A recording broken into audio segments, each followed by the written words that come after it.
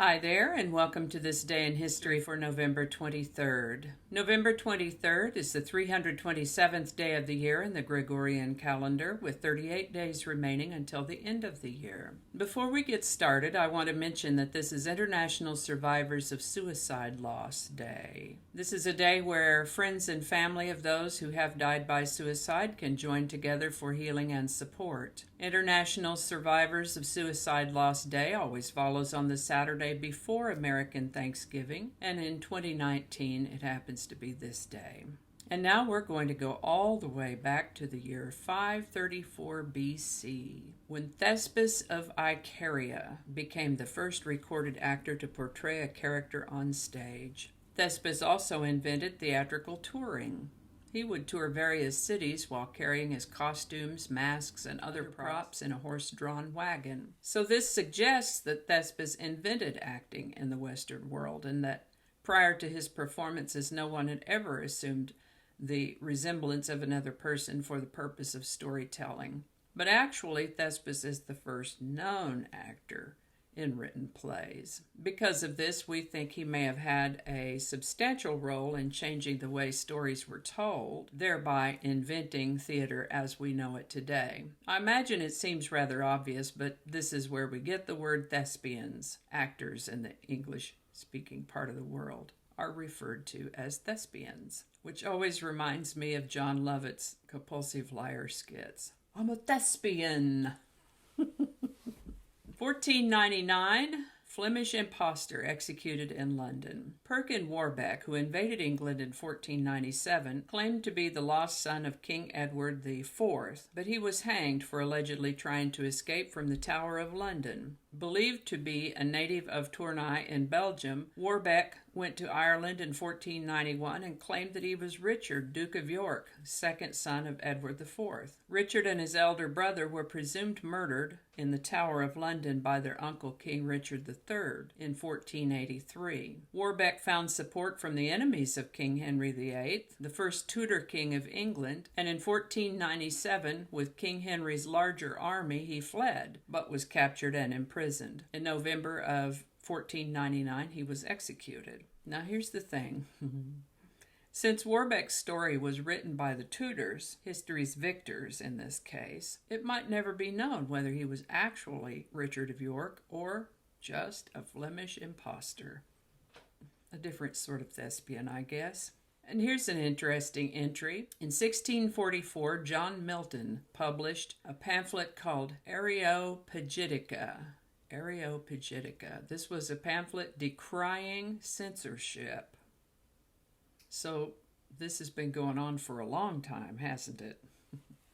In 1859, legendary outlaw Billy the Kid was born. The infamous Western outlaw known as Billy the Kid was born in a poor Irish neighborhood on New York City's East Side. Before he was shot dead at age 21, Billy reputedly killed at least 9 people in the American West. Billy the Kid called himself William H. Bonney, but his original name was more likely Henry McCarty. In 1876, corrupt Tammany Hall leader William Mager Tweed, better known as Boss Tweed, was delivered to authorities in New York City after being captured in Spain. In 1888, American comedian and musician Adolph Marx, better known as Harpo Marx, was born in Manhattan, New York on this day. He died in September of 1964 at the age of 75. 1889, the first jukebox went into operation at the Palais Royal Saloon in San Francisco. 1892, Russian-French illustrator and designer Erte was born on this day.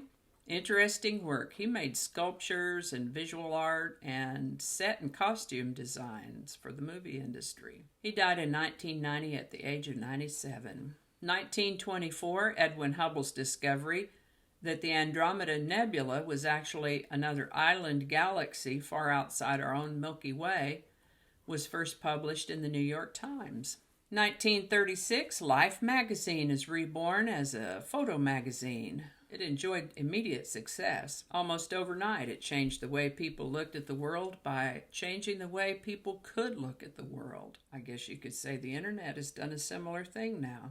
At its peak, Life magazine had a circulation of over 8 million proving a significant influence on American life in the beginning and middle of the 20th century. Life ceased running as a weekly publication in 1972 when it began losing audience and advertising dollars to television. There's always some new kid comes around, steals all the attention. In 1940, in World War II news, Romania became a signatory of the Tripartite Pact, officially joining Axis powers. In 1959, the Birdman of Alcatraz was allowed a small taste of freedom. Robert Stroud, the famous Birdman of Alcatraz, was released from solitary confinement for the first time since 1916. And you may wonder, why was he in prison forever and in solitary confinement for most of it? Well, that all started when he killed a bartender in a brawl. I'm going to guess alcohol was involved. Shortly before he was to be released in prison for that, he killed a guard. He insisted this was in self-defense, but he was convicted for that too. He got the death penalty that time, but his mom wrote a letter to President Woodrow Wilson, and President Wilson commuted his death sentence. Instead, he was to spend the rest of his life in solitary confinement, which is worse than death for some people. Anyway, somehow, for some reason, I don't know why, people started bringing him canaries. And he became an expert in ornithology, or the study of birds. He even wrote a book about it, but the publisher decided not to pay him. And since he was in prison, he couldn't sue the publisher for non-payment, so he took out advertisements to complain about the situation instead. Prison officials handled that by sending him to Alcatraz. His book, by the way, if you're interested, is The Digest of Diseases of Birds by Robert Stroud. I'll see if I can find a link to it and put that in the show notes. It's a 500-page text that included his own illustrations. He really hated being in solitary and tried to commit suicide several times. Eventually, they moved him off Alcatraz, and the legendary Birdman of Alcatraz died in a Missouri prison in 1963 at the age of 73. Speaking of 1963, on November 23, 1963, the BBC broadcast the first episode of a show called An Unearthly Child, which was the first story from the first series of Doctor Who, which is now the world's longest-running science fiction drama. In 1979, an IRA member was sentenced for Mountbatten's assassination. Thomas McMahon, a member of the Irish Republican Army, IRA, was sentenced to life imprisonment for the preparing and planting of the bomb that killed Lord Louis Mountbatten and 3 others 3 months previously. You might remember when we spoke of the marriage of Princess Elizabeth to Philip Mountbatten. So, yes, it's those Mountbattens. I mean, it's an unusual name. There's not that many of them around, and they're all related.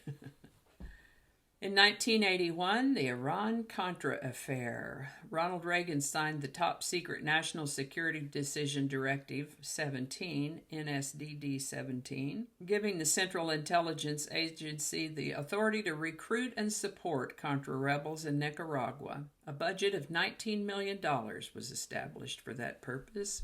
In 1992, the first smartphone, the IBM Simon, was introduced at Comdex in Las Vegas, Nevada. 2012, American actor, director, and producer Larry Hagman died on this date in 2012. And golly, wasn't it just the other day we were talking about how everybody tuned in to watch the TV show Dallas and see who shot JR? Well, it was Larry Hagman who played JR. I didn't know until I did today's research that he was born right here in Fort Worth. He was 81 when he passed. In 2016, American baseball player Ralph Brackett died on this date at the age of 90. And I think that's going to do it for us today. As always, links to my research are included in the show notes. Thank you so much for watching. Give it a like if you enjoyed this video. Consider subscribing if you haven't already. And feel free to share this video. Thanks again, and I'll see you next time. One more time.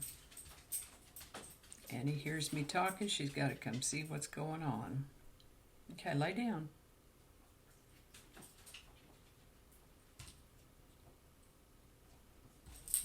That's a good girl. Good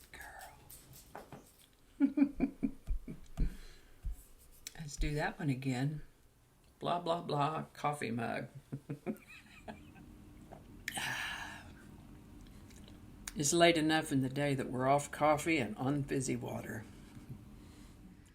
Just read the words. Just read the words. That's a lot of words. Hope I pronounced that right. Who knows what evil lurks in the hearts of men? She's not a man.